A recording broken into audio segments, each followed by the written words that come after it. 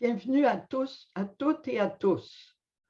Je suis Michèle Sirois, vice-présidente de l'Association féministe pour les droits des femmes du Québec, aussi connue sous son appellation PDF Québec.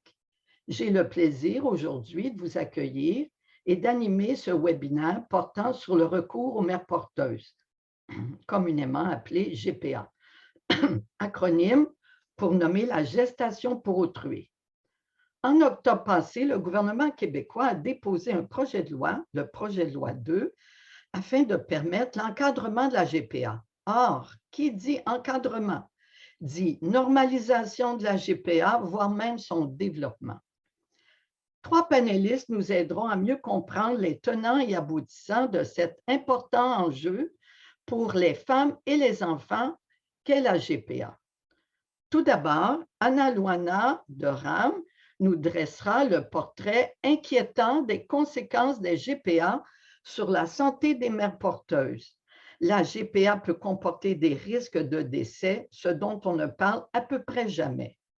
Puis, Marie-Joseph de Villers partagera avec nous ses connaissances et analyses de cette industrie de la GPA qui sévit internationalement. Enfin, Clémence Trilling nous présentera le projet de loi 2. Ce projet de loi devrait être débattu très bientôt à l'Assemblée nationale du Québec. Après l'exposé de 3 panélistes, il y aura une période de questions d'une quinzaine de minutes qui sera animée par Lise Boivin. Durant la présentation, vous pouvez adresser vos questions en cliquant en bas de l'écran sur l'onglet Q&A en anglais, Q&A en anglais, Q&A, questions et réponses en français. Précisez la panéliste à qui vous voulez adresser votre question. Lise va regrouper les questions et les adressera à une des panélistes. Notez qu'Anna Luana devra nous quitter à la fin de son exposé. Pour terminer notre webinaire, Lise Boivin vous adressera le mot de la fin. Quelques consignes avant de commencer.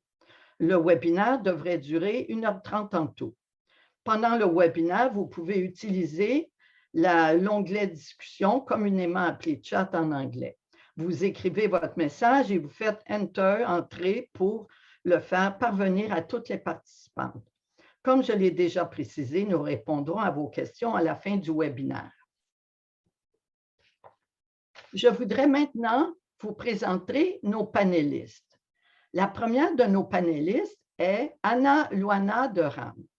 Anna Luana enseigne les politiques sociales à l'Institut de recherche et de formation à l'action sociale de l'Essonne.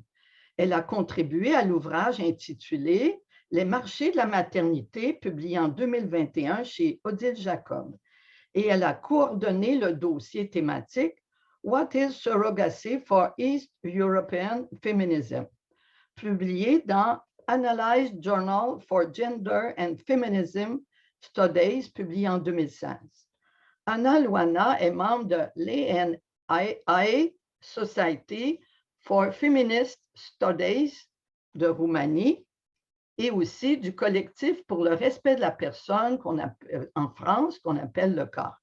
Elle a cofondé et coprésidé la SIAMS, Coalition internationale pour l'abolition de la maternité de substitution.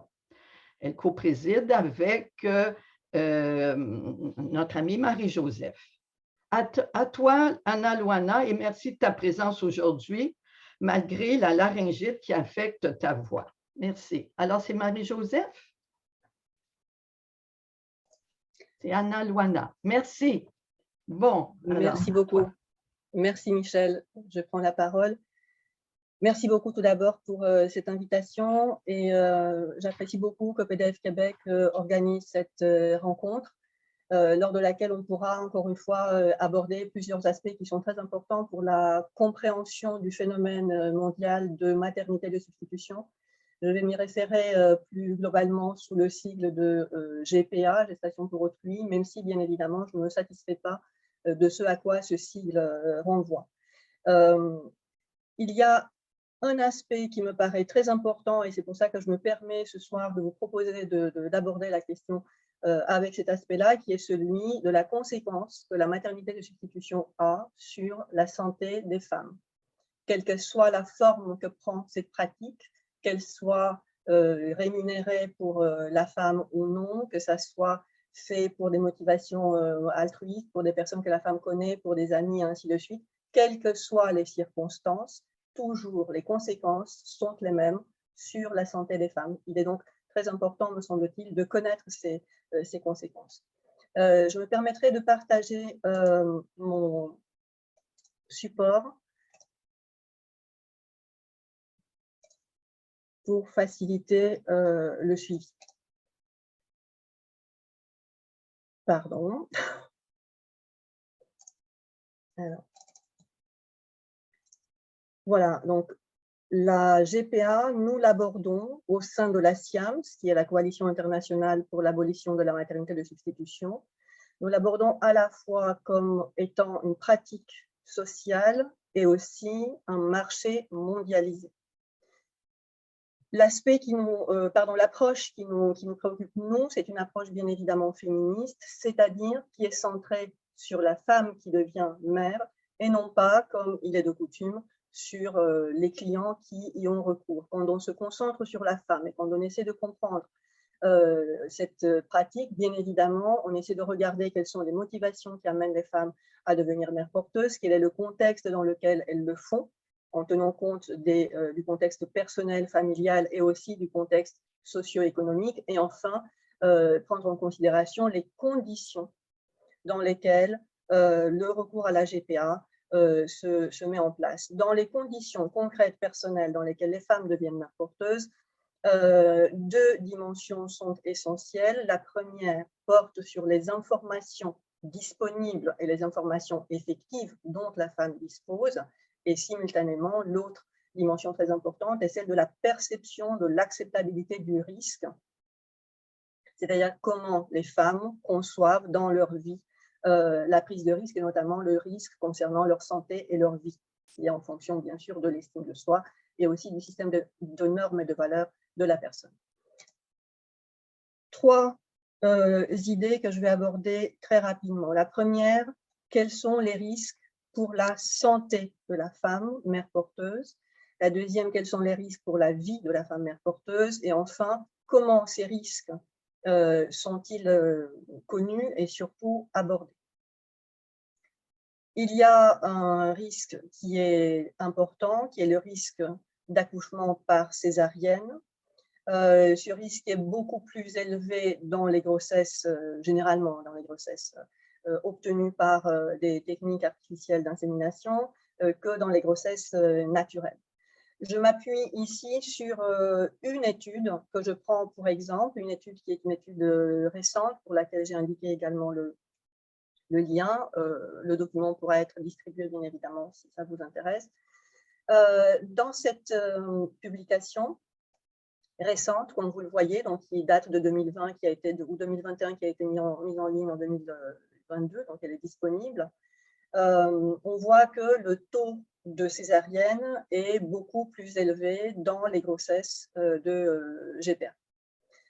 Il était, pour la population étudiée dans cette recherche, il était de 38%.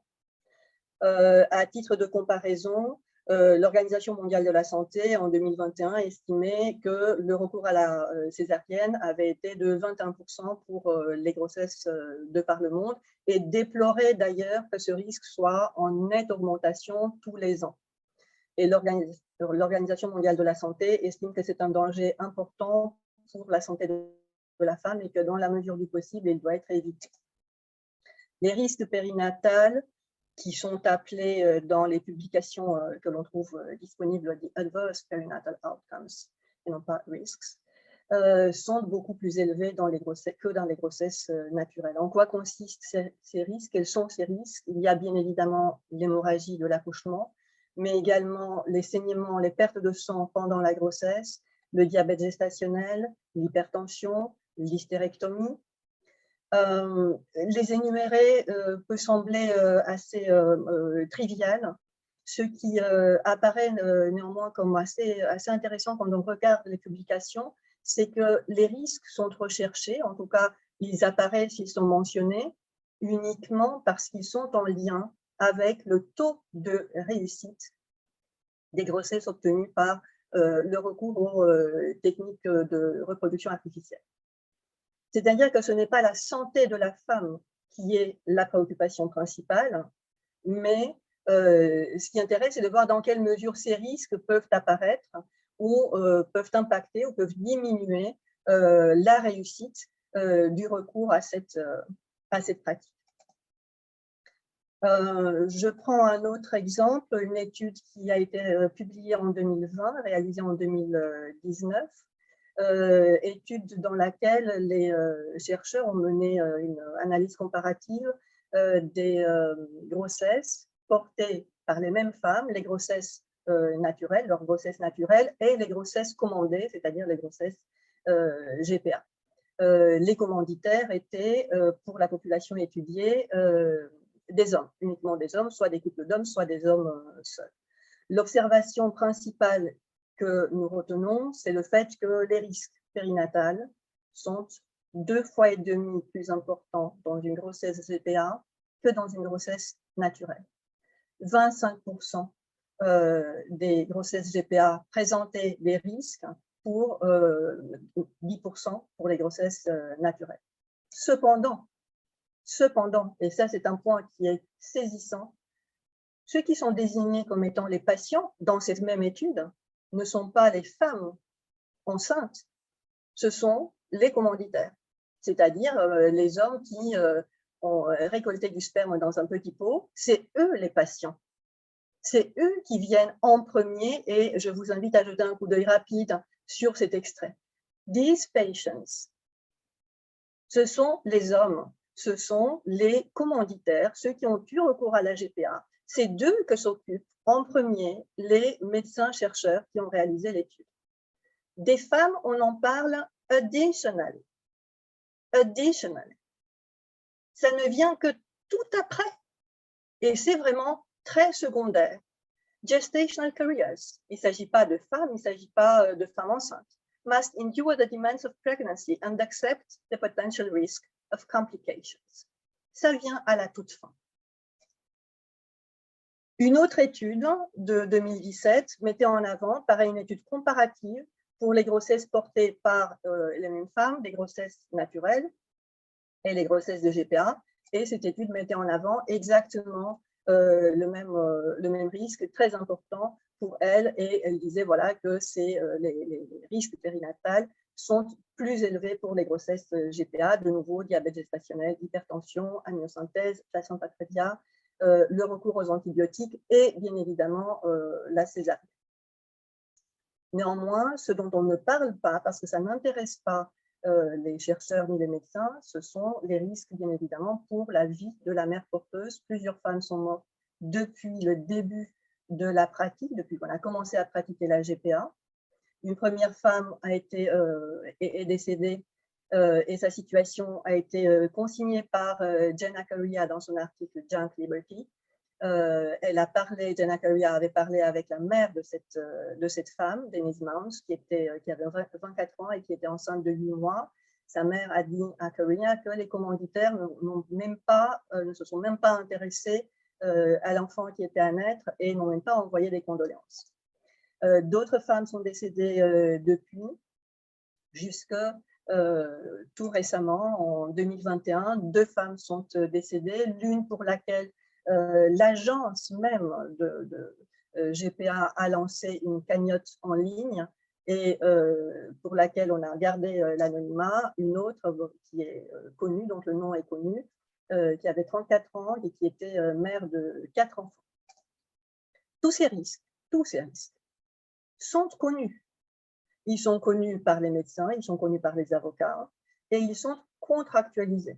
Cet aspect de la contractualisation, il est très important. Pourquoi? Parce qu'en contractualisant, on envoie la responsabilité à l'individu, c'est-à-dire à la mère porteuse. C'est elle qui est responsable et c'est d'ailleurs tout ce que les défendeurs du marché nous disent. Mais de quoi vous vous occupez puisque ces femmes sont toutes volontaires? C'est eux qui le choisissent. Il y a également une irréversibilité de la démarche par la contractualisation. Et il y a bien évidemment une aliénation volontaire de la liberté, de la vie, une aliénation volontaire de… Voilà. Ça, c'est un extrait d'un contrat par lequel on voit très bien que le risque est connu et qu'il est contractualisé. Un autre extrait d'un autre contrat montre à quel point les choses peuvent être vraiment cyniques et déshumanisantes pour la femme qui met au monde l'enfant tant désiré par les clients commanditaires. Cet extrait montre que ce qui est négocié, c'est la manière dont, en cas de risque médical et de recours à un dispositif de soutien à la vie, si la femme ne peut pas survivre, elle est maintenue en vie tant que le fœtus devient viable et qu'il peut être accouché. Après, ça dépend des autres, du mari, de la femme, de son compagnon ou d'autres qui vont décider à quel moment sa vie va être arrêtée. C'est dans le contrat. Hein. C'est dans le contrat, peut-être pas dans tous les contrats, en tout cas dans celui-ci, c'est un contrat californien que j'utilise. Alors, si vous ne savez pas quoi penser de la GPA, je vous propose de vous questionner pour savoir si vous aimeriez que votre fille soit celle qui signe un tel contrat en tant que mère porteuse. Je vous remercie, j'ai fait très rapidement, je vais m'arrêter là et je vous souhaite une bonne soirée.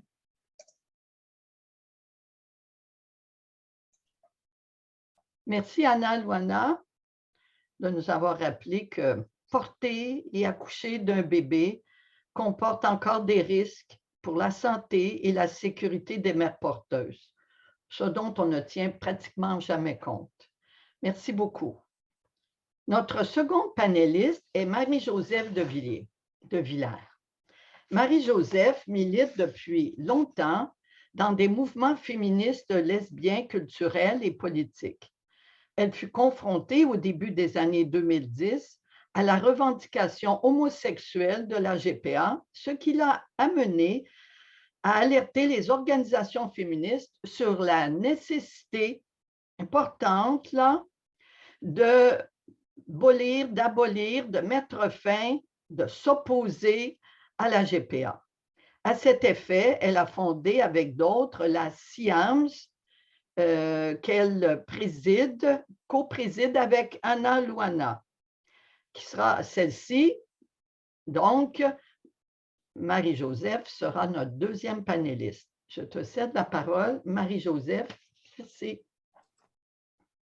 Oui, bonsoir tout le monde. Je suis vraiment ravie d'être avec vous ce soir. Je vais partager aussi mon écran.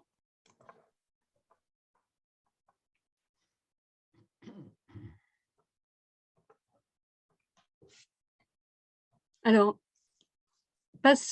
démarrons tout de suite cette présentation par une définition qui est celle que nous avons retenue en tant que SIAMS dans le projet féministe de convention internationale pour l'abolition de la GPA.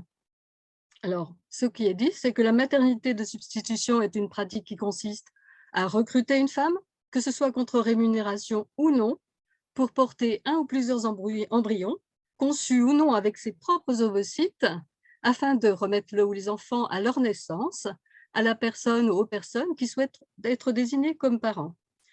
Selon des définitions plus ou moins officielles, les mères porteuses et les parents commanditaires sont mis souvent sur le même plan, sont censés, comme s'ils étaient censés être égaux, ce qui n'est absolument pas le cas. Par exemple, la définition qu'on peut trouver dans Wikipédia qui dit que la maternité de substitution est un arrangement par lequel une femme accepte de porter un enfant pour une ou plusieurs autres personnes qui deviennent les parents de l'enfant après sa naissance. Voici un croquis très, très basique, très, très simple, qui montre comment le processus se déroule. Depuis 2010, la fécondation in vitro avec don de sperme et d'ovules est la pratique habituelle. L'embryon est ensuite transplanté dans l'utérus de la mère porteuse. On notera que les seules procédures médicales sont l'extraction des ovocytes, la FIV et le suivi de la grossesse. De cette image, nous pouvons déduire que la maternité de substitution n'est pas une pratique médicale, c'est une pratique sociale qui recourt à des actes médicaux. La propagande cherche à dessein à faire classer la GPA parmi les techniques médicales d'assistance à la reproduction pour la rendre plus acceptable aux yeux du public. Au vu des nombreux acteurs qui interviennent dans la GPA, on voit bien que la GPA ne peut pas être considérée comme un simple acte médical. Alors, les avocats interviennent pour organiser le transfert de la filiation de la mère porteuse aux parents commanditaires. Les établissements de crédit sont là pour financer les clients. Et les psychologues vont aider la mère à admettre que ce n'est pas son enfant, c'est-à-dire l'aider à se dissocier de sa grossesse. La gestation pour autrui revient en fait à commercialiser 2 produits, un bébé et une filiation. Nous voici maintenant dans cette espèce de tour du monde de la GPA. Commençons par l'Europe. En Europe, la pratique de la maternité de substitution est interdite dans une vingtaine de pays. Ce sont les pays en rouge. En jaune, ce sont les pays réglementés. Et en vert, les pays qui autorisent la maternité de substitution commerciale. Mais cette réglementation, cette interdiction est extrêmement fragile. La pression exercée par les États pour mettre fin à l'interdiction, exercée sur les États pour mettre fin à l'interdiction de la maternité de substitution est similaire partout. Les médias présentent la pratique de manière trompeuse comme une avancée médicale et sociale majeure, ce qui n'est pas vrai, du seul point de vue des clients, comme le disait Anna, très rarement du point de vue de la mère porteuse ou des enfants qui en naissent, et toujours comme un conte de fées. Des sondages aussi sont lancés pour travailler l'opinion publique en faveur de sa réglementation. Là où la maternité de substitution est réglementée, il y a une forte pression pour affaiblir la loi. Le Royaume-Uni possède la plus ancienne loi réglementant la maternité de substitution. C'est la loi de 85. Depuis octobre 2019, elle fait l'objet d'une consultation nationale pour être modifiée.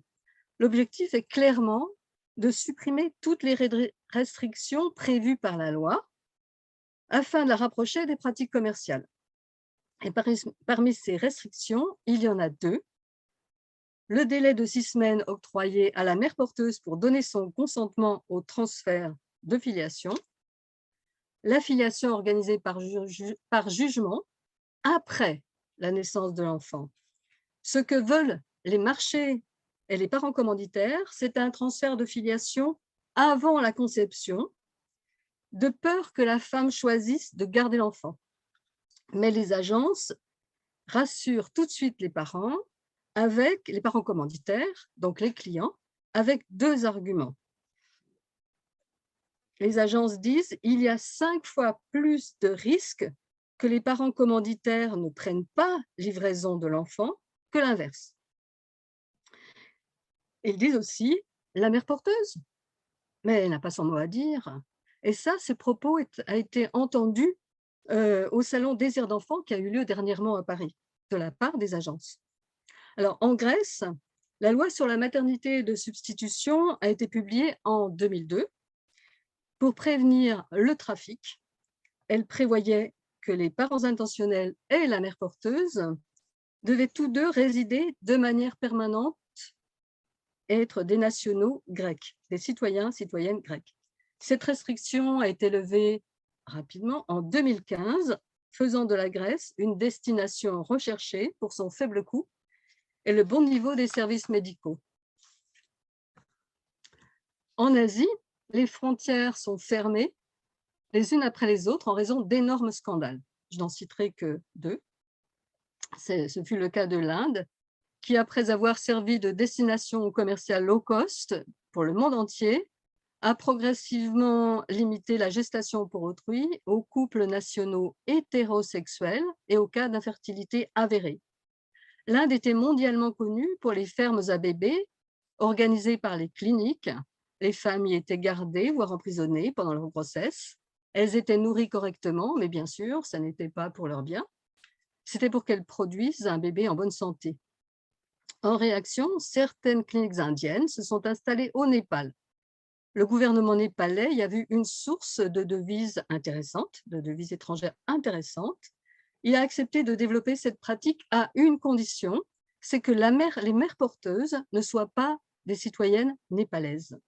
Comment ont-ils fait? Eh bien, les cliniques népalaises faisaient venir des femmes d'autres pays, souvent déjà inséminées en Inde, par exemple, pour accoucher au Népal. Les parents commanditaires, et notamment les parents commanditaires d'Israël, venaient au Népal pour produire leurs bébés.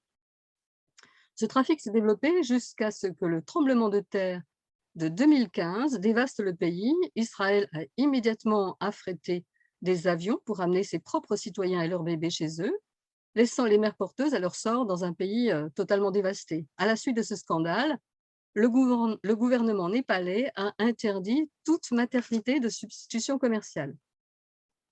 Leur marché s'étant tari en Inde, au Népal et en Thaïlande, les agences et les cliniques se sont tournées vers le Cambodge, où aucune loi n'existait. Le gouvernement cambodgien a interdit la pratique de la GPA en 2016, mais elle a continué dans la clandestinité en raison de la forte demande chinoise. Les agences et les cliniques de maternité et de substitution se déplacent maintenant vers de nouvelles régions, comme le Kenya, en Afrique par exemple, qui a été ciblée comme une nouvelle destination de reproduction à faible coût dans une région non réglementée. Et les agences, sans vergogne, y offrent aussi la possibilité d'associer GPA et Safari. En Amérique latine, on continue à interdire l'avortement, mais on développe la GPA. Il est clair que là où la dignité des femmes importe peu, leur instrumentalisation pour la production d'enfants progresse. Je citerai deux cas emblématiques, celui de l'Équateur et celui de l'Argentine. Pour l'Équateur, l'Assemblée législative a approuvé en 2020 le nouveau Code organique de la santé qui inclut le droit à la gestation pour autrui, comme s'il s'agissait d'une technique de procréation assistée. Et là, je vais donner la parole à l'analyse qu'ont fait les féministes de cette nouvelle disposition. Voilà ce qu'elles disent. Ce nouveau code de la santé comporte aussi un précepte selon lequel les femmes qui subissent un avortement auront accès aux services de santé. La presse, souvent inepte, en a fait état comme si l'avortement était légalisé en Équateur. Mais ce n'est pas vrai. La seule chose qui est garantie est qu'une femme qui a fait une fausse couche sera traitée dans un hôpital. Une chose qui, de toute évidence, ne devrait même pas avoir besoin d'être précisée. Ce que la loi ne dit pas, c'est qu'une fois traitée, si le médecin appelle la police parce qu'il la soupçonne d'avoir avorté, elle peut se retrouver en prison pendant 2 ans. Ainsi, l'Équateur, l'un des pays les plus pauvres du monde, offre aux femmes riches la possibilité d'acheter la seule chose que les femmes pauvres peuvent vendre, leurs enfants. Alors, en Argentine, plusieurs projets de loi visent à ouvrir la GPA et se succèdent. Il y a eu un projet déposé par un certain sénateur Julio Cobos, et cet homme politique a voté en 2018 contre le projet de loi autorisant l'avortement et a dit que par la suite, il voterait systématiquement contre tous les projets de loi d'autorisation de l'avortement. Ah ben, depuis, il a perdu puisqu'en Argentine, l'avortement a été autorisé. Il a affirmé que le désir de procréer ou la volonté de procréer par le recours à des techniques de procréation assistée est un droit fondamental, implicite, qui émerge de la Constitution argentine. Et en plus, c'est un droit, pour lui, consacré par la Convention américaine relative aux droits humains. En Argentine, à cette proposition de loi s'est ajouté un projet de réforme du Code civil présenté par une certaine députée Gabriela Estevez, qui visait à introduire la légalisation de la GPA pour, disait-elle, fêter le 10e anniversaire du mariage pour tous. Mais régulation ou pas, partout le trafic se déploie. Il y a en effet de plus en plus d'achats purs et durs de bébés et des adoptions frauduleuses. Alors, comment expliquer la politique des États? Très schématiquement, on peut dire que la valeur centrale en Europe, c'est la dignité humaine en réaction aux horreurs du nazisme. Elle a conduit à l'interdiction de la GPA pour autrui dans les années 80. Au Royaume-Uni et dans les pays de l'ancien Empire britannique, au nom du pragmatisme, la maternité de substitution est réglementée. Aux États-Unis, la valeur clé, c'est plutôt la liberté individuelle. Elle conduit à ouvrir la maternité de substitution au marché. Mais que pèse la dignité humaine face au marché et au pragmatisme? Il nous appartient de jeter notre poids dans la balance en tant que féministes et en tant que société civile pour la faire pencher du côté de la dignité humaine. La maternité de substitution transfrontière est un moyen de contourner toute législation protectrice. Qu'elle soit interdite ou non dans le pays, la maternité transfrontière, la GPA transfrontière, est accessible.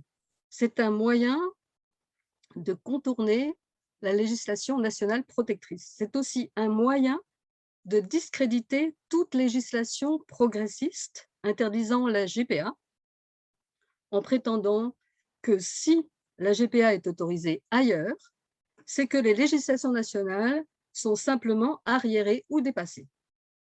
Les parents commanditaires qui ont des attentes en matière de qualité se tournent vers les USA et le Canada, et les parents commanditaires sensibles au prix se tournent vers la Russie, l'Ukraine. Voici une citation très directe que j'aime beaucoup.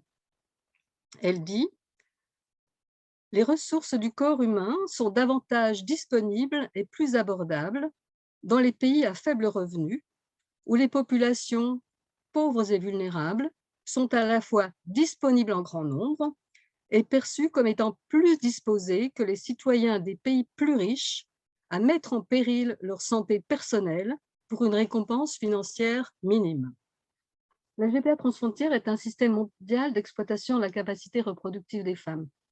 À partir de 1980, les technologies de la reproduction ont alimenté le commerce des mères porteuses. La maternité de substitution fait désormais partie du tourisme médical qui permet de rechercher les traitements les plus avantageux partout dans le monde. Avec la FIV, il est devenu possible de produire un bébé blanc avec une mère porteuse non blanche, par exemple, et inversement, mais le cas est plus rare. Les salons de GPA s'organisent partout pour recruter des clients, même dans les pays où la GPA est interdite sans être absolument inquiétée. Le dernier salon a eu lieu à Paris en septembre dernier, suivi du salon international Men's Having Babies à Bruxelles. Le choix du sexe, pourtant interdit par la Convention d'Oviedo, y est proposé. La maternité de substitution est présentée partout comme un marché en forte progression. On nous annonce des chiffres astronomiques, des taux de progression faramineux. Le marché est bien sûr basé sur l'exploitation de la précarité et de la vulnérabilité des femmes. Il est donc sans limite. Ce réservoir est sans limite. Les quelques chiffres pris ici montrent que les mères porteuses touchent environ le quart de la somme versée par les commanditaires. Et encore, dans les meilleurs des cas, et cette somme souvent inclut des purs et simples remboursements de frais. Pour l'instant, on estime à 0,1% le nombre des naissances par GPA, et une étude réalisée sur le Royaume-Uni conforte ce chiffre, cet ordre de grandeur, et précise que 30% concernent des couples gays, donc 60% des hétérosexuels. Je vous remercie pour votre attention. Merci, Marie-Joseph, pour avoir si bien démontré l'ampleur du développement de la GPA à l'international. Je ne sais pas qu'est-ce que fait la grippe, mais se répand. Excusez-moi. Notre dernière panéliste est Clémence Trilling. Clémence est membre de PDF Québec et aussi du groupe pour les droits des enfants du Québec et également du chapitre du Québec de la autrefois nommée WHRC, devenue WDI. Clémence est mère de 3 enfants. En tant que citoyenne, elle s'intéresse aux relations entre le droit des enfants, le droit des femmes, la santé et le bien commun. Elle adopte une posture universaliste dans ses écrits et interventions. À toi, Clémence.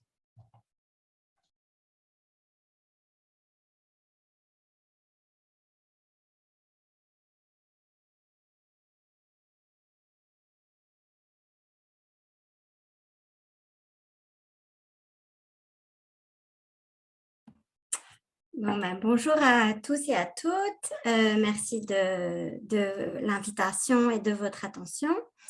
Donc, de mon côté, je vais vous présenter en fait la situation au Québec, enfin au Canada et plus particulièrement au Québec, puisque comme l'a dit Michel au début de la présentation, il y a en ce moment à l'Assemblée nationale un projet de loi qui vise à encadrer la gestation pour autrui dans le cadre de la réforme du droit de la famille. Bon, un instant.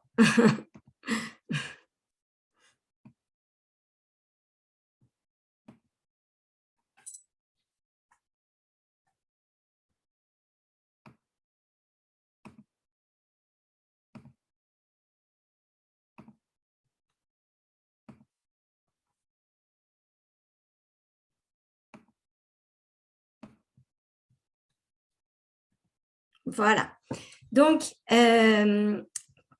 pour vous mettre en contexte, au Québec, en ce moment, dans le Code civil, il y a en vigueur l'article 541, donc qui a été voté en 1994 et qui vise les contrats.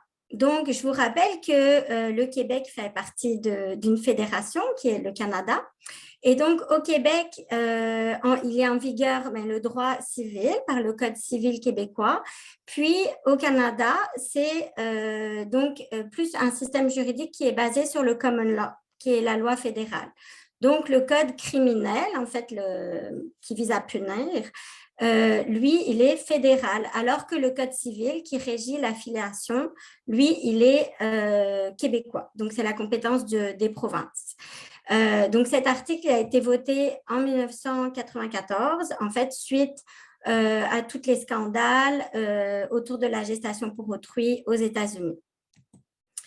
Donc, au début des années 2000, la loi fédérale a permis au Canada le recours aux mères porteuses donc à titre gratuit. Théoriquement, les mères porteuses n'ont pas le droit de recevoir une rémunération. On va voir que ce n'est pas toujours le cas. Mais avec le temps, c'est la même chose qui s'est passée en France. En fait, les tribunaux et le Québec a été mis devant le fait accompli, soit par des clients qui allaient à l'extérieur du Québec et du Canada, comme aux États-Unis, ou soit par des accords locaux. Donc, il y a eu des jurisprudences qui a mené en 2015, en fait, dans une recommandation d'un comité qui a regardé le droit de la famille. Et ce comité-là, en 2015, a recommandé l'encadrement de la gestation pour autrui. En janvier 2021, il y a eu un jugement. Donc, ce jugement, c'est le jugement Moore, qui avait trait à plusieurs aspects, mais un aspect qui était sur l'identité de genre pour autoriser des parents à changer le certificat de naissance de leur enfant. Donc, quelqu'un qui a le père sur le certificat de naissance de son enfant, qui voudrait le changer à mère, par exemple. Donc, ce jugement touchait la filiation et a précipité le projet de loi 2 qui donc touche le droit de la famille et aussi un aspect sur l'identité de genre que je n'aborderai pas aujourd'hui. Donc, tout comme Marie-Joseph le mentionnait, le Code civil québécois, il a aussi le concept de dignité humaine. Il y a le concept aussi d'ordre public, donc avec l'article 541, la GPA n'est pas est contre l'ordre public, mais l'ordre public, c'est vu comme le bien commun. C'est que les contrats entre les individus ne peuvent se mettre au-dessus du bien commun. Il y a aussi le concept de l'indisponibilité du corps humain, donc on ne peut pas vendre ses organes, on ne peut pas vendre son sang et on ne peut pas non plus vendre ses gamètes au Canada. Il y a le concept de meilleur intérêt de l'enfant, on y reviendra, et aussi dans les valeurs du Québec, il y a l'égalité homme-femme et le recours aux mères porteuses avec l'asymétrie entre les clients et la mère porteuse, ça met vraiment à mal ce principe. Donc, en 2015, il y a quand même une juriste qui a émis une dissidence au rapport du comité dont je vous parlais avant.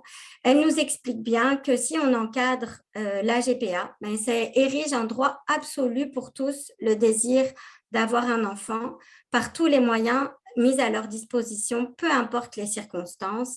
La filiation de l'enfant sera reconnue à l'égard des parents d'intention. Donc, il y avait déjà une dissidence en 2015.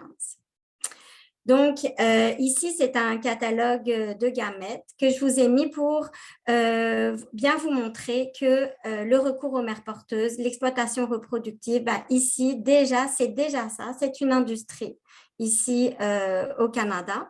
Donc, c'est une banque de gamètes qui est en fait une banque de gamètes américaine. Donc, c'est une manière de contourner la loi fédérale qui interdit la vente et l'achat de gamètes. Donc, on peut choisir le groupe sanguin, mais aussi l'ethnicité, la taille, le poids.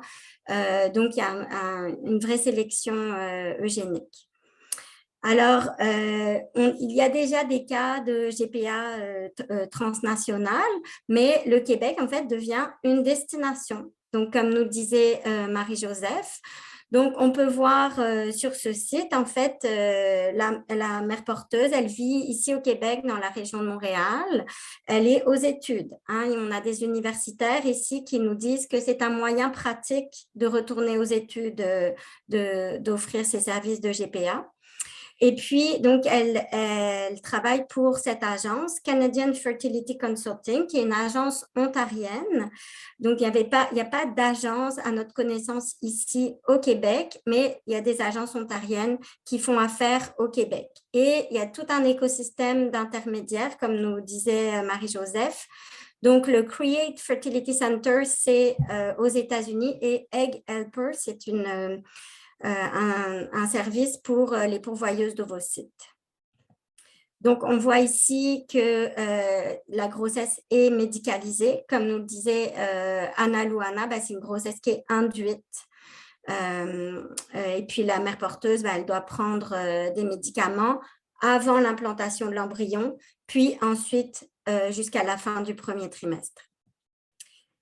Donc, je vous ai mis cette diapo-là pour vous illustrer aussi les risques que prennent les pourvoyeuses d'ovules. Donc, ça, c'est la page Facebook de Egg Helper. Donc, cette pourvoyeuse d'ovocytes, elle a extrait, en fait, la procédure, elle a extrait 48 œufs. Donc, c'est à peu près l'équivalent de 4 ans de menstruation. Donc, elle diminue sa propre réserve ovarienne. À titre d'exemple, lorsqu'une femme fait une FIV pour elle-même, c'est entre 6 et 15 ovules, justement pour éviter les risques du syndrome d'hyperstimulation ovarienne, qui est en fait une complication de l'extraction d'ovules, qui est très dangereux pour la santé des pourvoyeuses d'ovocytes. Ici, je vous ai mis cette diapo. Donc, c'est une mère porteuse, elle est indépendante, mais on voit que son site, il a des visées commerciales. Donc, il y a un logo, il y a du placement de produits pour une photographe. Et puis, donc, cet enfant, en fait, il a été remis à ses deux pères, c'est aussi deux Français, à l'âge de 2 mois. Donc, on s'est demandé, et il a été aussi remis avec une valise de lait. Donc, on s'est demandé aussi si le lait était une option. Et puis, on s'imagine que ce délai, en fait, c'était pour finir toutes les démarches administratives afin qu'il puisse obtenir son passeport canadien qui est bien mis en évidence ici. Donc, le moment de la séparation, le meilleur intérêt de l'enfant, c'est les adultes qui décident quand est-ce que cet enfant-là va être séparé de sa mère. Donc, le projet de loi 2 qui a été déposé à l'automne, il vise à abroger l'article 541. Donc, ça vise à reconnaître les contrats et reconnaître le projet parental, qui est donc une décision d'une personne seule ou de conjoint. Et puis, cette décision, elle est faite avant la conception de recourir, attention, à une femme ou une personne qui n'est pas partie au projet parental pour donner naissance à cet enfant. Donc, l'article 500, il y a toute une série d'articles qui décrivent cet encadrement. C'est un projet de loi, il n'a pas été encore adopté. Donc, vous voyez ici, ces femmes ou personnes qui ont accepté de donner naissance à l'enfant. Donc, même le mot mère porteuse est complètement évacué. Il y a certains intervenants qui utilisent tout simplement le mot porteuse. Voilà. Et puis, donc, ça vise à instaurer cette fiction légale. Ce premier mensonge, c'est que le lien de filiation à l'égard de l'enfant soit réputé ne jamais avoir existé et soit établi à l'intention des clients. Donc, on joue beaucoup avec le langage. Et j'ai écouté donc les commissions parlementaires. Ça n'a pas encore été débattu entre tous les députés, mais il y a eu des auditions en fait de différents groupes et des commissions parlementaires où les parlementaires pouvaient poser des questions. On voit qu'ils cherchent leurs mots. On voit qu'ils utilisent mère porteuse à l'occasion, femme porteuse. Donc, on voit qu'ils cherchent un mot parce que ce langage, il est imposé par les partisans de l'encadrement. Et comme on a du mal à appréhender cette réalité, on n'arrive pas à la nommer, mais on voit qu'ils balbutient et qu'ils sont mal à l'aise. Donc, il y a même, je voulais aussi vous mentionner, parce que c'est important ici au Québec, ils ont même renommé le congé maternité, puisqu'ils vont accorder comme une forme de subvention indirecte à l'industrie, ils vont accorder à la mère porteuse le congé maternité. Donc, ils l'ont renommé congé à la personne à l'occasion de la grossesse et de l'accouchement. Donc, dans ces grandes lignes, le PL2, c'est établir une convention notariée, aller chez le notaire, donc pour obtenir un enfant qui est signé avant la conception, mais qui est complété à la remise de l'enfant, qui est l'objet du contrat. Le PL2 précise que c'est à titre gratuit de la part de la mère porteuse. Donc, il y a un élément de consentement. Donc, dans les débats, ils appellent ça le 8-30 jours. La mère porteuse ne pourrait pas donner son consentement avant 8 jours et elle aurait jusqu'à 30 jours pour en fait retirer son consentement. Et ça, c'est pour l'établissement de la filiation par voie administrative. Si cette voie-là ne fonctionne pas, il y a la voie judiciaire. Et le projet de loi prévoit de recueillir des informations et de tenir des registres pour éventuellement un accès aux origines des enfants. On verra que c'est un problème puisque les banques de gamètes les plus utilisées, les banques américaines, elles sont souvent anonymes. La grande inconnue, ce qu'on ne sait pas, c'est les modalités du contrat et les modalités de remboursement des dépenses. Donc, les modalités de remboursement des dépenses, évidemment, ça pourrait être des manières de faire des paiements déguisés. Et les modalités du contrat, Anna Louana nous a montré les contrats américains. Donc, on nous promet que ce ne sera pas ça, mais on ne nous dit pas vraiment comment. En tout cas, c'est dans les débats. Donc, ça, c'est la grande inconnue. Ça va venir après par un règlement du gouvernement. Donc, j'ai écouté 3 interventions. Donc, l'intervention du Conseil du statut de la femme, l'intervention d'une juriste, Louise Langevin, et l'intervention des avocats en droit de la famille. C'est que je vais vous en parler un petit peu parce qu'il s'en passe des choses. Donc, le Conseil du statut de la femme, c'est un organisme qui est censé aviser le gouvernement, puis le conseiller pour prendre les meilleures décisions dans les intérêts des femmes. Le Conseil du statut de la femme est en faveur de l'encadrement. Ce qu'ils soutiennent dans leur intervention, c'est que ce serait acceptable avec les balises. Donc, ça, c'est les balises principales que je vais vous nommer. Donc, ils recommandent que ce soit à titre gratuit. Ils recommandent, ce que je disais avant, le 8-30 jours. Et ils recommandent l'âge minimal de 21 ans qui est dans la loi, dans le projet de loi. Ce qui n'est pas dans le projet de loi actuel, c'est l'expérience de maternité antérieure. C'est la nouvelle recommandation que va nous faire le Conseil du statut de la femme. Selon eux, c'est pour diminuer les risques. Ce qu'on se pose la question, c'est pas aussi du côté des clients pour diminuer les risques et puis aussi être sûr avoir plus de chances d'obtenir une naissance vivante, un enfant. Le Conseil du statut de la femme recommande aussi un accompagnement psychologique. Donc, le projet de loi 2 prévoit une rencontre d'information. Le Conseil du statut de la femme aimerait un peu plus d'accompagnement, mais ne voudrait pas aller jusqu'à l'évaluation, qui serait ce qui est similaire dans le fond au cas d'adoption, où les parents candidats à l'adoption sont évalués sur des critères très stricts. Le Conseil du statut de la femme fait le constat du manque de données. Le manque de données au Québec, c'est flagrant. On ne sait pas combien de commanditaires étrangers font appel aux mères porteuses québécoises. On ne sait pas combien de Québécois vont à l'étranger. On ne sait pas les conséquences sur la santé des enfants, sur la santé des femmes. On ne sait pas les cas où il y a litige, donc les commanditaires qui ne viendraient pas chercher l'enfant ou les mères porteuses qui souhaiteraient le garder. Donc, on ne le sait pas. Mais malgré tout, le Conseil du statut de la femme recommande d'aller de l'avant avec ce projet de loi parce qu'ils prétendent que ça va permettre de les avoir, les données, si on va avec ce projet de loi. Le projet de loi ne prévoit pas que les données soient disponibles au public. Donc, le Conseil du statut de la femme recommande que les données soient disponibles pour la recherche. Il ne semble pas du tout au fait du tourisme reproductif vers le Québec. Donc, la recherchiste, là, elle le mentionne, alors qu'on a vu qu'il y a déjà des agences et puis des mères porteuses indépendantes qui offrent leurs services pour des clients étrangers.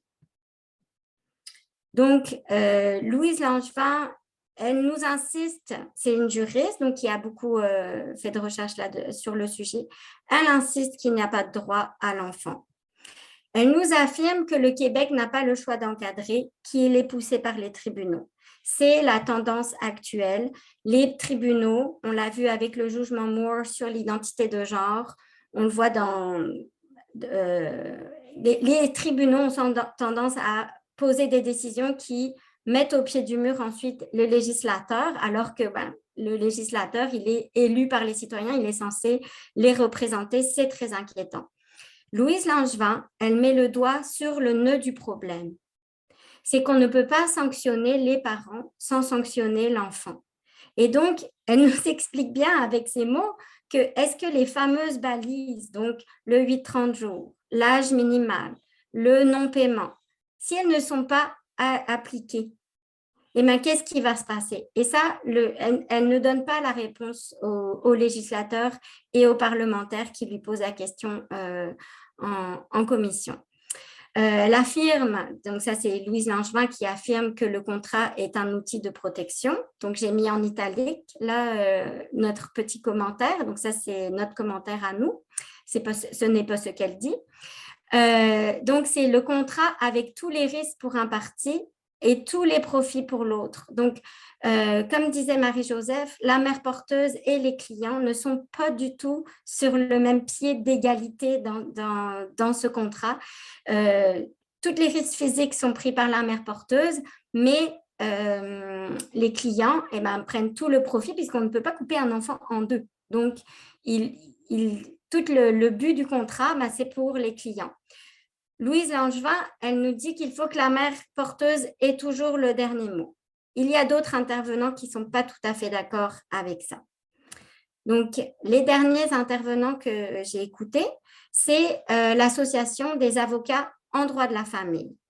Donc, eux, ils sont très inquiets de l'article 541.20, qui est un article subséquent, qui en fait écrit qu'il serait possible de saisir le tribunal si le consentement de la mère porteuse à remettre l'enfant n'a pu être obtenu, et que cet article 541.20, il pourrait en fait finalement passer outre la volonté de la mère porteuse. Donc, on voit que c'est le même enjeu qu'en Angleterre.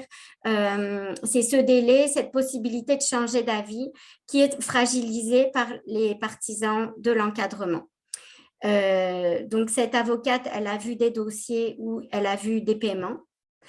Et puis, elle s'inquiète aussi beaucoup de toute une partie que je ne détaillerai pas aujourd'hui, mais qui vise à faire en fait une portée extraterritoriale à la loi québécoise, donc permettre à des Québécois de faire du tourisme reproductif vers l'étranger, vers d'autres pays, et de revenir avec un enfant et de voir leur filiation reconnue, tant et pour autant que le gouvernement québécois reconnaîtrait un pays plutôt qu'un autre. Donc, elle questionne beaucoup cette portée extraterritoriale. Donc, qui conteste le 8-30 jours? Il est contesté par beaucoup d'autres intervenants. Les universitaires en faveur de l'encadrement. Pour eux, leur argument, c'est que ça fragiliserait la relation entre les commanditaires et la mère porteuse. Donc, ce discours que tout est basé sur une relation un peu un côté conte de fées là, dont Marie-Joseph parlait. Il y a une mère porteuse qui a été entendue en commission, donc elle aussi, elle ne serait pas en faveur avec la possibilité de changer d'avis. Et puis, les médecins, eux, effectivement, ils s'inquiètent de savoir qui aura l'autorité parentale et qui pourra autoriser les soins à l'enfant avec ce délai du 8-30 jours. Donc, dans le fond, les parlementaires, ils se comportent comme si l'encadrement de la GPA était inéluctable. Donc, ils avancent sans données. C'est comme un laboratoire d'expérimentation médicale et humaine qui est recommandé. Il n'y a eu aucune audition en commission parlementaire de groupes qui ne sont pas en faveur de l'encadrement. Donc, avec PDF, on a déposé un mémoire, mais il y a aussi eu Maria Deconin, qui est une professeure d'université qui a beaucoup écrit sur le sujet, qui a déposé un mémoire qui n'a pas été entendu. Et puis, les parlementaires, ils ne trouvent pas réponse à leurs questions. Ils trouvent que ça va trop vite et il y en a certains qui prennent la mesure du bouleversement engendré par ce projet de loi. Puis, donc, tout ça reste un petit peu en suspens. Là, il n'a pas encore été débattu par les parlementaires. Je voulais vous laisser avec ce dernier mot pour un peu dérouler le film du futur de cette exploitation reproductive. C'est que ça va changer tout pour tout le monde. Donc, chaque grossesse, il va y avoir un doute sur chaque grossesse. Donc, une femme enceinte, elle va se présenter. Ce matin, j'étais dans un cabinet médical, il y avait plein de femmes enceintes. Le médecin, il va leur demander, votre grossesse, elle est conventionnée? Est-ce que vous avez signé un contrat? Cette femme-là, elle va rencontrer des gens dans la rue, ils vont dire, ah, c'est pour vous ou c'est pour autrui? Alors, ça jette le voile sur toutes les grossesses. Donc, c'est de se poser la question, mais est-ce que c'est cette société-là qu'on veut? Il y a d'autres solutions. On peut améliorer l'adoption des enfants privés par les hasards de la vie. La coparentalité, c'est déjà encadré. Donc, il y a beaucoup de familles qui élèvent leurs enfants en coparentalité, puis ça, c'est accessible à tout le monde. Soutenir le rôle du beau-parent, puisqu'on a ces familles dites recomposées. Faire des recherches sur les causes de l'infertilité, notamment les causes environnementales. Faire des campagnes de prévention de l'infertilité. Permettre aux citoyens d'avoir des enfants dans l'âge où la fertilité est la meilleure, en conjuguant travail, famille et études. Et puis, finalement, pour ouvrir un petit peu, Mais on voit que cette exploitation reproductive, elle s'inscrit dans un mouvement plus large, en fait, qui induit une dissociation du corps. Et la dissociation du corps, elle est au service d'un marché, dans l'exploitation reproductive, dans le commerce des identités sexuelles et dans l'exploitation sexuelle dans les réseaux de prostitution. Et qu'en fait, notre parole et notre expérience en tant que femme, c'est un obstacle à l'expansion de ces marchés. Donc, voilà, merci de votre écoute. Nous n'avons pas dit notre dernier mot. Merci Clémence pour cet intéressant exposé de la situation au Québec. Je sais que tu en avais beaucoup plus à dire, mais il faut se limiter à un moment donné.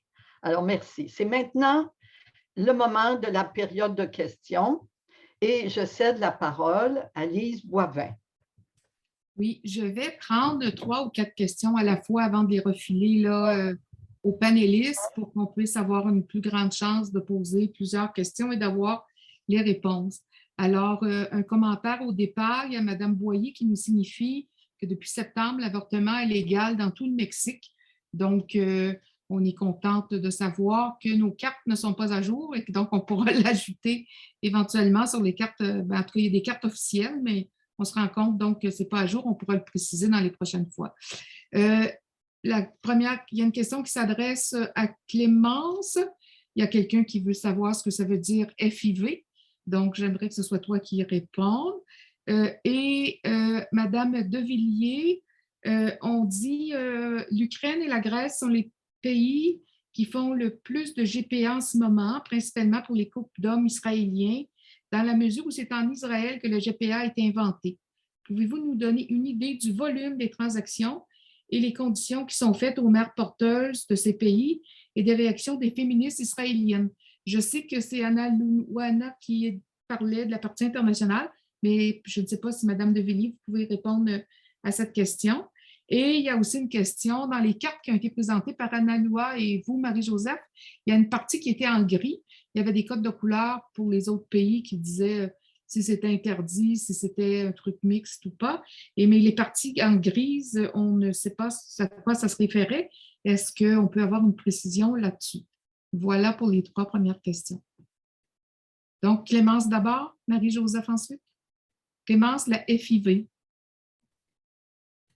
Oui, bonjour. Excusez-moi de ne pas avoir précisé cet acronyme. Donc, c'est la fécondation in vitro. Donc, c'est un ovocyte et le spermatozoïde qui vont être rassemblés pour faire un embryon. Mais ça, c'est hors du corps de la femme.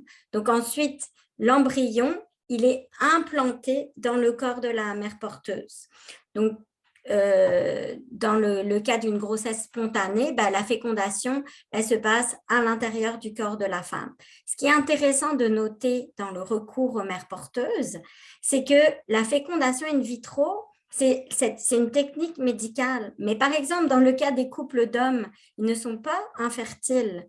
Donc, ils utilisent la fécondation in vitro dans le but pour la pratique sociale, dans le but de fragiliser la maternité et de la diviser en deux et d'avoir l'argument, mais la mère porteuse n'est pas la mère biologique. Donc, comme ça, ils ont plus d'arguments, plus de poids pour effacer la mère porteuse juridiquement par la suite et faire établir la filiation en leur faveur. Madame Devilliers? Oui. La question du code couleur, déjà, qui est une petite question bien pratique. C'est vrai que je n'ai pas mentionné, en particulier sur la carte de l'Europe, quoi correspondaient ces zones grises. Ces zones grises sont les endroits où il n'y a pas de législation sur le GPA. Ça ne veut pas dire qu'en fait, elle ne se pratique pas, mais ça veut dire qu'il n'y a pas de loi. Voilà, de loi explicite adressant la GPA. Pour la première question. Pour l'autre question sur la Grèce et l'Ukraine, alors le niveau d'information dont on dispose sur la Grèce et l'Ukraine, en Ukraine, on sait, et ça c'est une estimation, que l'Ukraine produit à peu près 2000 enfants par GPA par an. C'est une estimation parce que nulle part au monde, en fait, il n'y a de données. Et donc, nous sommes obligés de faire des évaluations. Et les Ukrainiennes ont fait cette évaluation en disant, voilà, il y a tant d'agences, tant de cliniques. Une clinique, ça fait en moyenne tant d'enfants par an, ça en produit tant par an, dont tant pour la GPA, donc ça nous fait 2000 par an en Ukraine. Et les clients de l'Ukraine viennent absolument de tous les coins du monde entier, du monde. Comme je disais tout à l'heure, les clients de l'Ukraine sont les clients qui sont intéressés par les GPA à bas coût. Il faut savoir qu'en Ukraine, les mères porteuses, elles sont recrutées là parmi les réfugiés, les femmes réfugiées. Vous savez qu'il y a cette guerre dans cette zone de l'Ukraine et il y a beaucoup de personnes, de familles déplacées. Et parmi les personnes qui sont en déplacement consécutivement à ces situations de guerre, eh bien, les agences vont recruter des mères porteuses. Voilà, c'est ce qu'on sait de l'Ukraine. Quant à Israël, eh bien, Israël a une longue pratique, une longue évolution de la GPA. Là, d'abord, autorisée dans des conditions assez drastiques. Et il y a des mères porteuses israéliennes. Dans un premier temps, pour des questions religieuses, les conditions étaient très, très, très particulières, c'est-à-dire que ne pouvaient être mères porteuses que des femmes célibataires ou veuves. Mais ça, c'est toute la question de la GPA des religions qui en soi est une vraie question, parce que chaque religion a une façon d'interpréter sa religion au regard des situations de GPA. C'est un sujet extrêmement intéressant auquel je me suis intéressée à une époque. Et puis, progressivement, en Israël, la loi a libéralisé les conditions d'accès à la GPA. Mais les clients israéliens, comme les clients riches de tous les pays, ce n'est pas une question de gay, pas gay, ce sont les clients qui ont les moyens, eh bien, ils vont dans tous les pays du monde pour trouver, je ne vais pas dire chaussures à leurs pieds, ce serait inconvenant, mais pour trouver satisfaction à leur désir d'enfant. Voilà. Et donc, ils vont en Grèce, mais tous les pays du monde. Certains vont en Grèce, certains vont en Ukraine, ceux qui recherchent vraiment vont en Géorgie aussi, ancien État de l'ex-URSS, ancienne République de l'ex-URSS. Ils vont aussi, s'ils appartiennent au Moyen-Orient, ils vont en Iran. Voilà, là aussi. Il y a aussi un marché local de la GPA qui se développe. Par exemple, il y a une bonne clientèle de personnes très, très riches qui, en Afrique du Sud, ont permis l'émergence de tout un secteur créé spécifiquement pour la GPA, donc secteur médical de pointe. Et là, une journaliste indienne a sorti un article à peu près au début de la période de confinement du Covid, en faisant remarquer qu'il était absolument inconvenant qu'en Afrique du Sud, où les femmes, les citoyennes sud-africaines n'ont pas accès à l'hôpital pour suivre leur maternité, eh bien qu'en Afrique du Sud, il y ait un secteur de pointe qui se développe, un secteur médical de pointe qui se développe exclusivement pour la GPA, avec des clients qui sont des clients d'Afrique du Sud.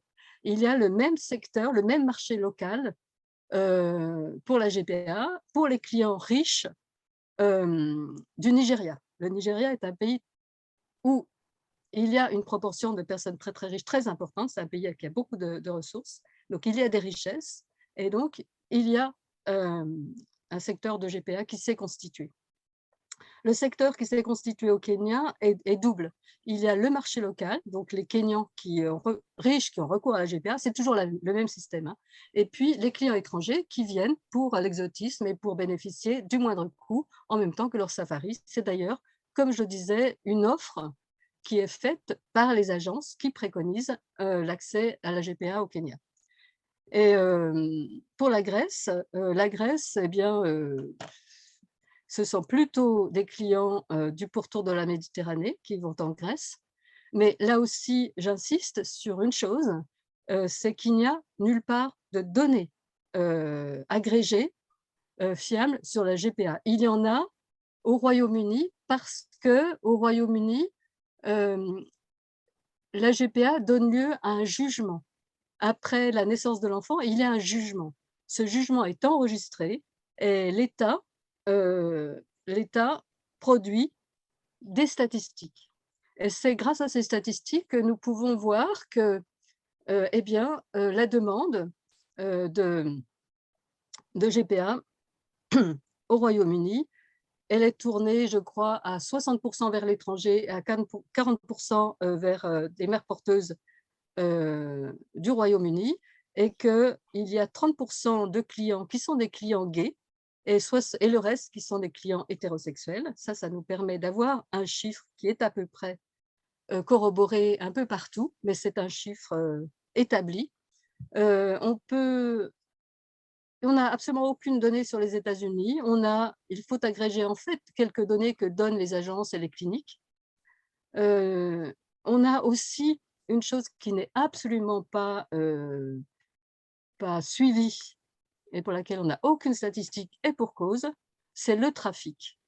Parce que j'ai dit tout à l'heure qu'au Cambodge, il y avait une pratique de la GPA au noir, entre guillemets, qui se développait sous la pression de la clientèle chinoise. Donc c'est un marché, c'est toujours la clientèle qui crée le marché. Et ce trafic de mères porteuses, eh bien, on a commencé, nous, à l'étudier parce qu'il n'est étudié nulle part. Et on tombe sur énormément d'informations qui sont véhiculées par la presse, mais qui ne sont pas répertoriées par les États.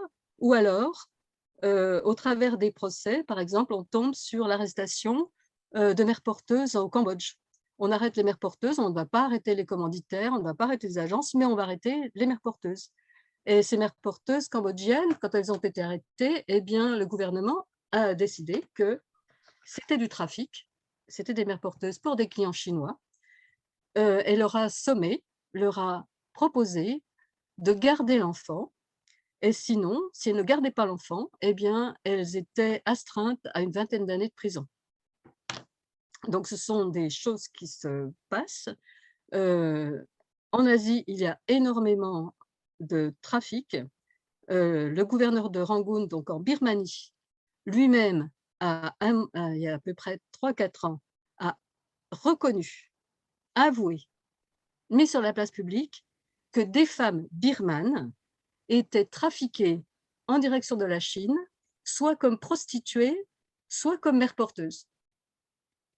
Donc on voit bien tout ce qui est un peu derrière le rideau en ce qui concerne le marché de la GPA. Il y a le marché officiel, il y a le marché non officiel, il y a le marché gris, il y a beaucoup de choses qui se développent. Et aucune donnée, aucun État ne suit ces données, nulle part. Merci, Marie-Joseph. Il y a Mme Davis qui nous suggère de ne pas avoir peur d'utiliser des termes percutants comme fabrication d'enfants pour vente et adoption parce que ça correspond à la réalité et qui pose aussi 2 questions. La première, je l'adressais à nos 2 panélistes. Comment expliquer la perte de tout sens moral sur cette question? Et aussi, peut-être une question qui s'adresse plus à Clémence. Il y a les milieux de l'adoption au Québec parlent de la blessure créée par la séparation de la mère biologique et de l'enfant, blessure qui, on le sait, suivra l'enfant toute sa vie. Est-ce qu'il y a des gens qui ont soulevé cette question, qui se sont prononcés contre la pratique de la GPA sur cette base au Québec?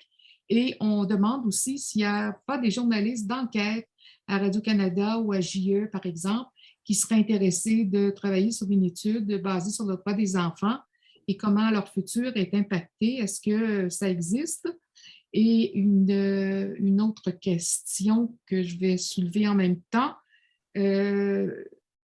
est-ce que toutes les informations qu'on nous partage aujourd'hui sont également diffusées dans les écoles? Est-ce qu'il y a des contacts avec des institutions d'éducation pour faire en sorte qu'on contre cette utopie là, qui est envisagée présentement? Donc, sur la question de la morale, on va passer la parole à Marie-Joseph d'abord, suivra Clémence avec cette question et le reste des réponses pour une dizaine de minutes puisqu'on doit s'arrêter à 15 heures. Alors, on voit bien que la question morale, elle titille le sujet de la GPA pour tout le monde. Et d'ailleurs, le marché ne s'y est pas trompé, qui, lui, a trouvé la parade puisqu'il a inventé de nouveaux termes pour qualifier la GPA. Le marché parle le marché, les juristes, les politiques pro-GPA parlent de GPA éthique. Ils parlent de GPA solidaire, ils parlent de GPA réglementé, ils parlent de GPA encadré. Donc, tous ces termes sont là pour rassurer, en fait, les commanditaires qui pourraient avoir mauvaise conscience d'avoir recours à une femme pour produire, pour fabriquer leur enfant, et sont là pour dédouaner aussi le marché qui ne se prive pas d'offrir l'eugénisme, d'offrir tout un tas de prestations qui sont totalement prohibées. Donc, cette question morale, elle est derrière le rideau, elle est là, elle est tout le temps là. Et puis, donc, on a la propagande qui la tourne à son profit en modifiant le langage, en réinventant des termes. Voilà, pour la question morale. Et puis, du côté de… On aimerait d'ailleurs que sur la question de la justice sociale, sur la question de l'égalité homme-femme, de l'inégalité que représente le recours à la GPA, l'inégalité femmes-hommes que représente le recours à la GPA, on aimerait que la société civile, que l'ensemble des composantes féministes se soudent pour avancer et remettre en fait cette question à l'endroit. La remettre à l'endroit, ça veut dire l'interpréter non pas sous l'angle des clients, hein, mais sous l'angle des femmes et des enfants qui en subissent les conséquences. Voilà pour la question de la morale. Clémence, sur la morale, et t'enchaînes avec les autres réponses, s'il te plaît, après. Mais moi, j'irais aussi dans le sens de Marie-Joseph par rapport au discours sur l'altruisme et puis tout le côté des relations entre les commanditaires et la mère porteuse qui serait toujours très cordiale, un conte de fées, une nouvelle famille, etc. Donc, il y a Alison Motley qui est chez nous une journaliste qui a fait un très bon article sur la pérennité des relations, qui en fait, on voit dans les faits, plus au travers de témoignages, que ces relations-là ne se maintiennent pas dans le temps, que finalement, après la naissance, il y a un désintéressement de la mère porteuse, pas dans tous les cas, là, c'est sûr, mais que beaucoup de cas où la mère porteuse s'attendrait à avoir des contacts réguliers avec son enfant, puis qu'elle les perd. Et puis, sur le discours altruiste, donc c'est dans la référence de notre mémoire de PDF. En fait, ils ont regardé au Mexique où les femmes sont très pauvres. Et en fait, elles essayent finalement de cacher leur pauvreté pour satisfaire les clients qui se sentiraient mal d'exploiter une femme pauvre. Donc, en anglais, ils appellent ça moral palatability. C'est comme l'acceptation sociale, que c'est plus digeste finalement pour les clients. Pour ce qui concerne les écoles, écoutez, moi, je m'inquiète énormément. J'ai regardé le programme d'éducation à la sexualité donc de notre école québécoise et donc ils éduquent, donc je pense que c'est en 2e année du primaire ou 3e année, excusez-moi, je vous dis ça de mémoire, et donc ils vont dire aux petites filles là que bon, ça prend un ovocyte et un spermatozoïde pour faire un bébé. Et puis, 2 lignes plus tard, ils vont dire 2 hommes qui veulent un enfant ont besoin d'aide.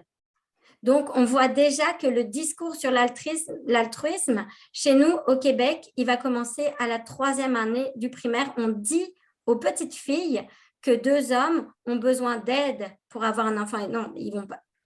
Il n'y a aucun commerce, c'est que de l'aide. Et ils disent aux professeurs que si les enfants posent des questions, de ne pas rentrer dans les détails afin d'accepter les mots m'échappent, afin d'accepter la diversité des familles. Donc, l'acceptation de la diversité des familles, c'est plus important que de savoir qu'est-ce que c'est vraiment le recours aux mères porteuses, la GPA pour les enfants. On pourrait au moins leur dire qu'est-ce que c'est. Mais donc ça, c'est très, très inquiétant. Et puis, pour les journalistes d'enquête, on les attend. On leur envoie tous régulièrement de l'information. Il y a eu quelques articles quand même à l'automne, mais pas beaucoup par rapport au poids que les articles qui présentent la GPA sous un très beau jour. Les articles un peu plus critiques, ils sont très, très, très peu nombreux. On a le temps pour une dernière question. Alors, il y a M. Claudet qui questionne, est-ce que c'est de l'eugénisme ou du commerce au racisme? Alors, rapidement, Marie-Joseph d'abord et Clémence ensuite. On parle d'eugénisme dès lors que... Alors, la question est intéressante et puis elle appelle beaucoup de réflexion sur le sujet. Alors, certes, la première chose, dans l'eugénisme pratiqué par les agences, pratiqué par les cliniques, c'est le choix du sexe. Donc là, on retrouve quelque chose qu'on connaît bien, choix du sexe, qui est un problème qui fait que les petites filles disparaissent dans certains pays. Voilà. C'est la première chose qu'on offre. Ensuite, au même titre que la couleur de la peau va pratiquement de soi, puisque on n'en parle même pas, c'est la couleur de la peau qui est le premier discriminant. Au moment où on choisit les ovocytes, on choisit des femmes caucasiennes, on choisit des femmes d'origine eurasienne, d'origine asiatique, on choisit des femmes noires selon ce que l'on est soi-même, parce qu'on veut des enfants qui ressemblent à leurs parents commanditaires. Et puis, on propose encore d'autres choses qu'on ne connaît pas, les couleurs des yeux, dans certains cas, peut être proposée. Et une agence le disait tout à fait clairement, elle disait sur notre sol, qui était une agence ukrainienne, elle dit « tout n'est pas possible », mais nous sommes une organisation multi-délocalisée, et il existe des endroits où nous pouvons tout vous offrir. Et cet endroit, par exemple, en l'occurrence, c'était Chypre, qui est cette île qui est sous contrôle turc, mais qui est une zone qu'on appelle une zone grise, parce qu'en fait, tout peut s'y passer. Et cette agence ukrainienne a organisé une clinique là-bas où elle peut offrir à des clients ce qu'elle ne peut pas offrir là en Ukraine. Voilà, donc via l'eugénisme, via les pratiques actuelles, on peut tout offrir aux clients, tout, absolument tout. Quant au racisme, à la question du racisme, alors, il y a certains auteurs qui ont une approche très, très intéressante et qui disent qu'on est en train de créer une classe de breeders, une classe de génitrices, de gestatrices, voilà, qui est une classe de femmes spécialisées. Donc déjà, on a une classification de la société, une hiérarchie qui se constitue parmi les femmes, ça c'est clair, c'en est une. Mais ce qu'elle dit aussi, c'est que par le bénéfice des pratiques eugéniques, les puissants de ce monde pourront se fabriquer une lignée, une filiation, des héritiers qui seront génétiquement plus aptes ou plus qualifiés ou potentiellement plus riches que n'importe quel autre enfant. Et donc, cet auteur parle d'une classe génétiquement modifiée qui serait une classe supérieure. Donc là, on aborde les questions du racisme, mais aussi les questions du transhumanisme. Et donc, c'est des questions qui sont qu'on peut garder un petit peu dans notre réflexion, mais qui sont des réflexions extrêmement intéressantes, extrêmement complexes, sur lesquelles qu'il ne faut pas perdre de vue. Des sujets qu'il ne faut pas perdre de vue. En une minute, Clémence, tu veux rajouter quelque chose? Oui, donc je vais peut-être faire du pouce sur l'eugénisme. Donc, on voit sur certaines agences ukrainiennes, hein, j'imagine que tu l'as déjà vu aussi, Marie-Joseph, c'est l'utilisation du diagnostic pré-implantatoire, puisqu'on a affaire à des fécondations in vitro. Donc, on voit les embryons. Donc, dans certains cas, c'est pour éviter des maladies génétiques gravissimes, mais dans d'autres cas, c'est tout simplement aussi pour choisir des caractéristiques physiques avantageuses avec un projet peut-être plus large autour de ça. Je vais juste aussi faire du pouce. Je vous invite à lire le commentaire qui est dans le chat au sujet de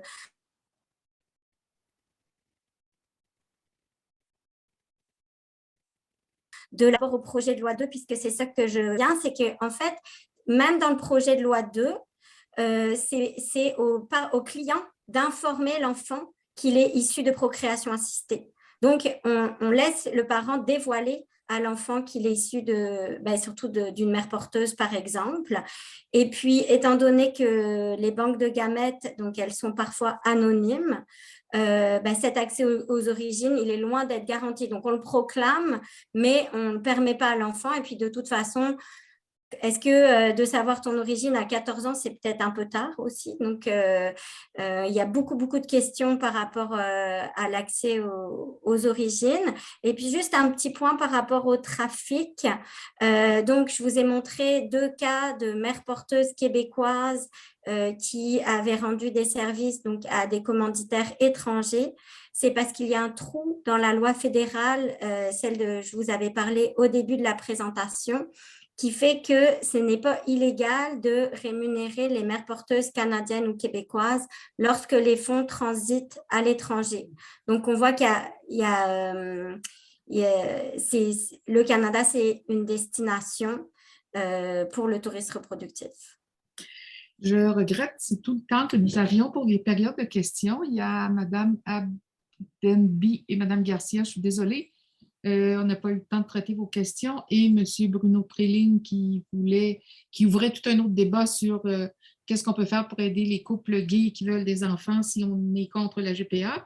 Alors, ce serait un débat, une discussion pour une autre fois, on l'espère.